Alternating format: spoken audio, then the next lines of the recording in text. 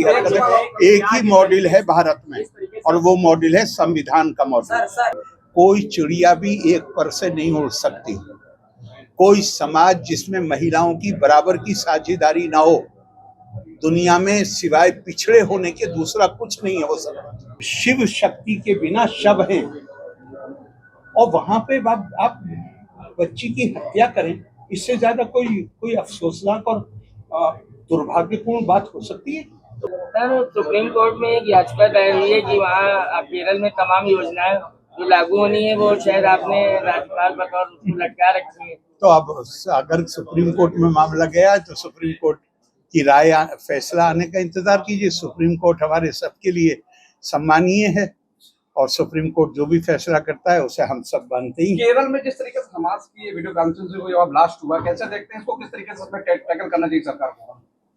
अब ये मीडिया में डिस्कस करने की चीज नहीं है। मैं राज्य का प्रमुख हूँ, तो मुझे जो कहना है वो मैं सरकार को कहा है और जो और कहना है वो कहूंगा। केरल की सरकार ने कहा है कि वहाँ के जो गवर्नर हैं यानी आप हैं, आपके द्वारा वहाँ की जो फाइलें हैं वो लटकाई गई हैं, काम नहीं हो रहा है वहाँ का। तो क्या कहाँ तक सच्चाई है ये जरा बता दे लोगों। भाई मुझे क्या पता कि उन्होंने क्या किन फाइलों के बारे में बात करी है। जब मुझे पता चलेगा, हमारे पास कोई नोटिस आएगा तभी मैं बता सकूंगा। आज कैसे बता सकता हूँ? मुझे क्या पता उन्होंने किन फाइलों के बारे में बात की। एक राज्यपाल होते हुए क्या लगता है ऐसा कुछ संभव है जो चीज कही जा रही है? भाई मुझे नहीं पता, मुझे तो आपसे पता चल रहा है। मुझे सुबह बताया कि आज अखबार में छपा है, तो मैंने तो न्यूज भी नहीं पढ़ी है। तो मैं कैसे, जिस चीज के बारे में मुझे जानकारी नहीं, मैं उसके बारे में कैसे कमेंट कर सकता? सर, आपने ये कहा कि राज्यपाल होने के नाते आपको जो निर्देश देना था या बातचीत करनी थी सरकार से आपने की है, लेकिन जिस तरह से वीडियो कॉन्फ्रेंसिंग के जरिए हमास का वर्चुअल भाषण केरल में होता है, उस घटना को कैसे देखते हैं? मैंने आपको बताया केरला में होता है ना, तो केरला का मैं मुखिया हूँ, तो मुझे जो कहना है वो मैं मीडिया के जरिए नहीं कहूँगा। खुद सोचिए आप, कोई मर्यादा होती है किसी भी चीज की। मैं मीडिया के जरिए सरकार से बातचीत नहीं करूँगा। तो केरल जिस तरीके से जो आप बढ़ावा दे रहे हैं, क्योंकि आप एक विद्वान के रूप में देखे जाते हैं, क्या कुछ है जो आप बढ़ावा दे रहे हैं वहाँ? मैं बढ़ावा दे रहा हूँ जैसे एजुकेशन या कोई क्या है? मेरा काम सिर्फ और सिर्फ एक है और वो काम ये है जो मेरा संवैधानिक दायित्व है। वो काम ये है कि चुनी हुई सरकार संविधान और कानून की मर्यादा के अंदर रहते हुए काम करे। कोई भी ऐसा काम करने की कोशिश अगर कोई भी करता है, मैं सरकार नहीं कहता, मैं कहता हूँ कोई भी करता है जो संविधान की और कानून की मर्यादा का उल्लंघन होता है, तो आप क्या उसको सपोर्ट करेंगे? आप भी नहीं करेंगे, मैं भी नहीं करूंगा। बस मेरा एक ही काम है, राज्यपाल का काम सरकार चलाना नहीं होता है। राज्यपाल का काम होता है सरकार विधि और नियम और संविधान की सीमाओं के अंदर काम करे। जो हर एक के हमारे संविधान ने सबके काम बांटे हुए हैं, वो काम बांटे हुए हैं। कोई अतिक्रमण नहीं होना चाहिए। अपने इस दायरे में रहते हुए आपको जो काम करना है वो करिए। जहां मुझे लगेगा कि आपने अपने दायरे से बाहर निकल के काम किया, मेरा जाति मामला नहीं है, मेरे ऊपर संविधान ये जिम्मेदारी देता है कि वहां पर मुझे ब्रेक लगानी चाहिए। ओवैसी ने कहा है जिसमें ये बाबरी विध्वंस में कांग्रेस का हाथ था, अब कैसे देखते हैं ये समय? मैं जब तक राज्यपाल नहीं बना था इन सारे विषयों पे बोलता था और बोला हूँ। अब मैं किसी, और खास तौर से ऐसे लोगों को जिनका तो नाम में तब भी लेना मुझे ठीक नहीं लगता था जब मेरे ऊपर ये मर्यादाएं लागू नहीं थी। आप असल में एक समस्या है कि कुत्ता आदमी को काटता है, अखबार में नहीं छपता। आदमी कुत्ते को काट ले तो बड़ी न्यूज होगी। मैं इसके लिए नहीं हूं कि मैं न्यूज बनवाऊं। मैं वो क्या कहते हैं, मैं उसको उस घृणा की दृष्टि से देखूंगा जिसके ऐसे कमेंट व्यक्ति को नहीं कह रहा हूँ, ऐसे कमेंट जिसके अधिकारी हैं, मैं उस नजर से देखूंगा। देश के लोगों को किन चीजों से सावधान रहना चाहिए? हाँ, ये बड़ी अजीब बात है, किन चीजों से सावधान रहना चाहिए पूछना। ये मेरे ख्याल से पूछना ही चाहिए। मैं क्या करना चाहिए, मैं इतनी देर इसी पे बोला हूँ। कि और प्रधानमंत्री जी ने 15 अगस्त को 5 प्रण की बात की। मेरे नजदीक, मैंने प्रधानमंत्री जी से कहा कि मेरे नजदीक इसमें सबसे महत्वपूर्ण है अपनी विरासत। हमारी विरासत ज्ञान की विरासत है। अपनी विरासत को जिंदा कर लीजिए, बाकी चीजें खुद ब खुद ठीक हो जाएंगी। गवर्नर साहब, अभी आपने कहा कि अगर गैर संवैधानिक कार्य कोई सरकार मैंने ये करेगी नहीं या जनरल कोई करेगा तो उसमें अंकुश है, क्योंकि आप संवैधानिक पद में। तो क्या केरल सरकार ने कुछ ऐसे भी कार्य किए हैं ना जो विद्वेष की भावना से मुझे मैंने आपसे कहा कि मैं सरकार के मामले में जो भी मुझे कहना है, मैं जब बोलता हूँ असेंबली में, अभिभाषण होता है, तो मैं कहता हूँ मेरी सरकार। अब मेरी सरकार को मैं आपके माध्यम से संदेश नहीं भेजूंगा। मेरी सरकार है तो मैं उनसे अगर डिसएग्री भी करूंगा तो मैं उनको सीधे बुला के बताऊंगा।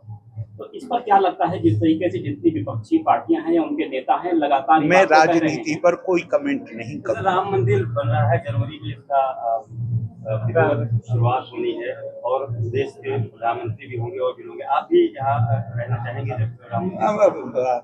अब मैं इतने सारे मौकों पर मौजूद रहा हूँ उस राम मंदिर से संबंधित। अब ये तो जो आयोजन समिति है, इतने सारे अभी जो मेरे ख्याल से लास्ट में भी जो बड़ा कार्यक्रम हुआ जिसमें राष्ट्रीय स्वयंसेवक संघ के सरसंचालक थे, मैं भी बोला था, इतने मौकों पे रहा हूँ।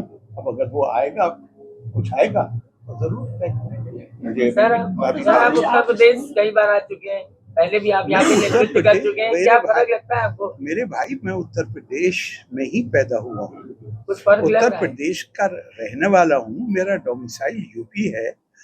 फर्क मामूली फर्क नहीं है, बड़ा भारी फर्क है। मैं तो इससे लगाता हूँ, मैं तो घूमा नहीं हूँ ज्यादा, मैं तो आता हूँ कार्यक्रम करके चला जाता हूँ। लेकिन मुझे इतनी खुशी हुई कि केरला में जो बड़े पैसे वाले कोई कहीं मुलाकात हुई तो बड़ी तारीफ करी और कहा साहब इन्वेस्टमेंट करने के लिए यहाँ आए। कहा साहब एयरपोर्ट से ही हमें स्वागत के लिए एक अधिकारी मौजूद था जो पूरे वक्त हमारे साथ रहा, हमें किसी को मिलने के लिए समय ही नहीं मांगना पड़ा वगैरह वगैरह। मुझे बड़ी खुशी हुई इसमें, बहुत खुशी। क्या लगता है यूपी गवर्नमेंट कैसा काम कर रही है सर? मैंने अब आपको कह दिया। अब इससे ज्यादा अब हम अपने मुंह से कहें वो अच्छा लगेगा, या केरल का मैं बैठा हुआ आदमी जो वहां का रहने वाला है वो तारीफ कर रहा है, वो कह रहा है कि सब मुझे किसी से मिलने के लिए मैं पैसा लगा रहा हूँ कुछ उत्तर प्रदेश में, मुझे किसी से मिलने के लिए फोन ही नहीं करना पड़ा। अधिकारी ने एयरपोर्ट पर रिसीव किया और फिर आखिर विदाई करी। पिछले वर्ष आप अगस्त महीने में आए थे तो यहाँ पर तिरंगा, हर घर तिरंगा चला था। मैं यहाँ आया था, अगस्त में 2022।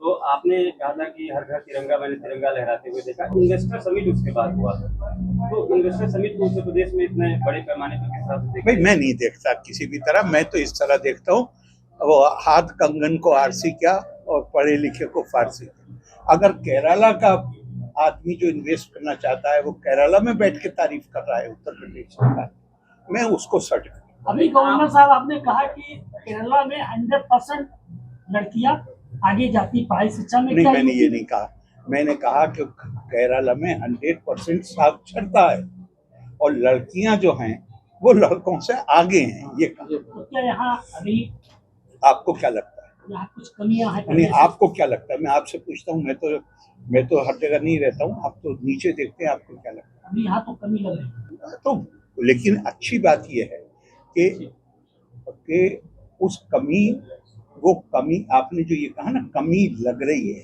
तो ये चेतना पैदा होना अपने आप में अच्छी बात है। और ये चेतना पैदा हो गई है और अब हम उसकी फिक्र कर रहे हैं, तो फिर इस जो कमी है इसको पूरा करने की क्षमता हमारे अंदर है। अभी आपने यूपी की तारीफ की, क्या केरल में भी आपको लगता है यूपी मॉडल होना चाहिए? ये सब बातें वही हैं कि जो आप नॉर्मली करते हैं छापने के लिए, वो सारी बातें मेरे साथ मत करिए। मेरी हरकत है, एक ही मॉडल है भारत में और वो मॉडल है संविधान का मॉडल, दूसरा कोई मॉडल नहीं सर, जो लड़कियों को किसी भी कार्य में सबसे पीछे समझते हैं उन लोगों को क्या संदेश देना चाहेंगे? मैं उनके संदेश नहीं देना चाहूंगा, मैं उनके साथ अपनी सहानुभूति व्यक्त करना चाहूंगा कि बेचारों की आंखों पे पर्दा पड़ा हुआ है और वो चीज़ों को समझते नहीं है। कोई चिड़िया भी एक पर से नहीं उड़ सकती।